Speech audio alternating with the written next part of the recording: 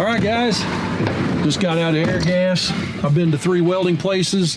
They don't have my stuff. So anyway, on the way home, we're gonna do a podcast about how to find a propane tank, what size is best for me, you know, that kind of thing. How to get started with your propane tank StickBurner build. So anyway, bear with me as I drive across town. Try not to get killed and do a podcast. You're listening to the PitMaster Secrets podcast. So we're going to talk about today how to get started with your StickBurner build using a propane tank, right? Anyway, you know, I get a lot of questions about this because, you know, first of all, let's just face it, there's quite a lot of hesitation or fear about, you know, dealing with propane tanks and stuff like that. I want to first off say this, that you don't have to build it out of a propane tank. You can build it out of other stuff. You can just use brand new metal if you want. We're not necessarily recommending that you buy a propane tank to build your smoker out of, but we want to at least, you know, the people that are dead set and determined to do so, to buy a propane tank, we want to at least pave the ground for success and, you know, help those people do it safely. So we're going to cover a couple of topics here. I got to look at my notes.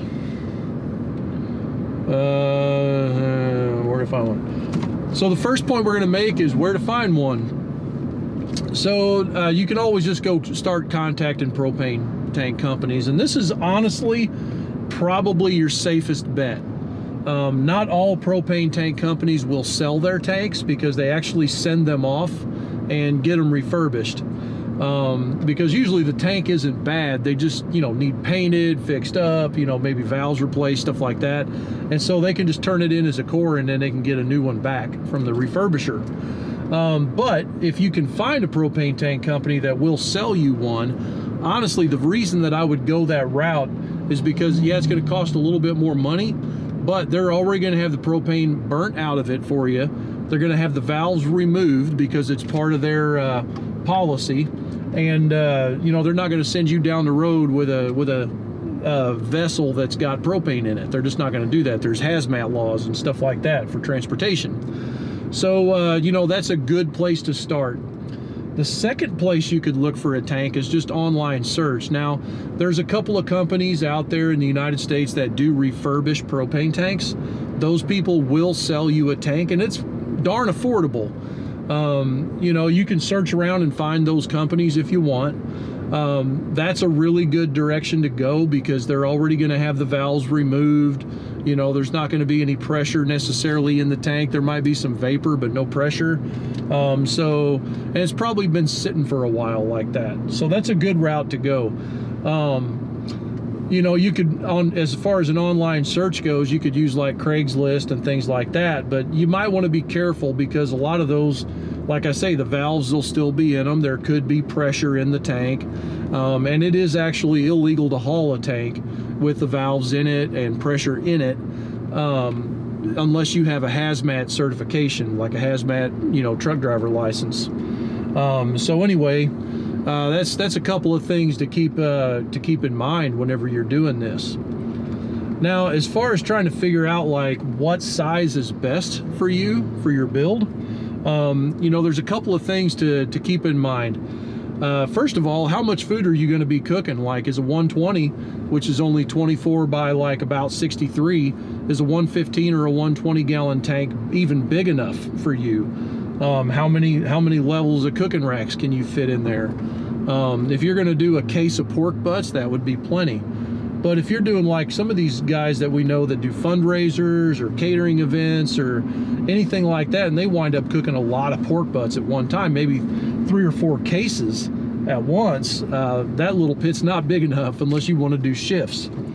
So, you know, kind of take that into consideration. A good rule of thumb, if you want to be adequately prepared and have, you know, plenty of room for expansion, I usually tell you to factor in about, you know, about 1 square foot per pork butt. You know, that's room for a pork butt and a few inches around it for airflow and stuff. So you figure up your cooking rack space that you would get in that vessel, and you know, divide by 144, which is 144 square inches per foot, square foot. So anyway, that's a good way to do that. The second thing you got to kind of think about is, like, how are you going to transport this thing? Like, after you get your cooker built and you get this thing, is it going to be on a trailer? Is it going to be on a stand, something like that? Like, you don't want to have to build this thing so big and then go out and buy a new truck to be able to pull the thing with. So that's another thing to kind of think about. Like, in all honesty, you know, if you buy a 500-gallon tank and you plan on cooking at Uncle Joe's for the weekend for a family gathering or something, you're going to have to move it somehow. So you want to make sure that, you know, it's not too big for whatever means of transportation you have. That sounds pretty simple, but a lot of people don't think about it. You know, storage of the vessel, of the cooker when it's done. You want to make sure, like, if you're going to keep it in a building, you know, how big will fit in your shop. You know, 500-gallon with a firebox, by the time it's built out, is going to be every bit of about 16 feet long, you know, with or without a trailer. So there you go on that. The third point we want to make is, you know, you're going to have to handle this propane tank somehow when, you know, in between buying it and getting it home. So you want to make sure that, you know, you've got adequate resources to be able to move the tank, unload it, load it, you know, lift it while you're building your cooker, things like that. So if you have minimal resources, you know, you'll want to make sure that you get a smaller cooker to start with. You know, it's not unheard of to build 2 or 3 smaller cookers if you just need stages of cooking. You know, that's not a bad idea. You know, because like a 120-gallon tank, if it's empty, you know, I can kind of lift up one end of that by myself. You know, it's not that heavy. But a 500-gallon, you're going to need machinery, a gantry or something to lift that with. So anyway, that's a little bit of stuff to think about. And then hauling it home, like we talked about a minute ago, you know, there's some hazmat concerns. You know, if you definitely don't want to haul a tank. It is illegal to haul a tank that's got the valves in it, and it's not noted as, you know, junk or scrap or decommissioned. You know, you have to have hazmat certification to be able to haul any kind of a vessel that is capable of holding pressure in it and flammable gases and stuff like that. You know, and then you need to make sure you got a trailer that's big enough to haul the thing too.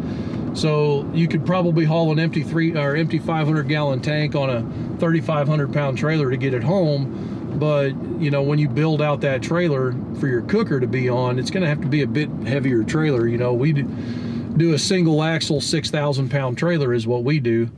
You know, that way it's not the weight of the cooker that's going to kill your trailer. It's the bridge aprons and potholes and bad highways generally that's going to damage your cooker more than anything. So we put a heavy axle under there, or we'll go tandem. So anyway, guys, hey, I hope you found this helpful. It was kind of a quick one. We'd like for you to follow us on other social media, but also, if you don't mind, whatever platform you're watching or listening to this podcast on, it'd sure help us out if you give us a review. Just click the old review tab or leave a comment. Like and subscribe. Make sure you hit the old ding bell thing down there and get notifications when another one goes up. So if there's anything we can ever do to help you out, get you started on your smoker build, all you got to do is just find us on social media or call us at 573-612-1315 and let us know how we can help you out. We want to see you be successful with your smoker build. Anyway, till next time, see you later.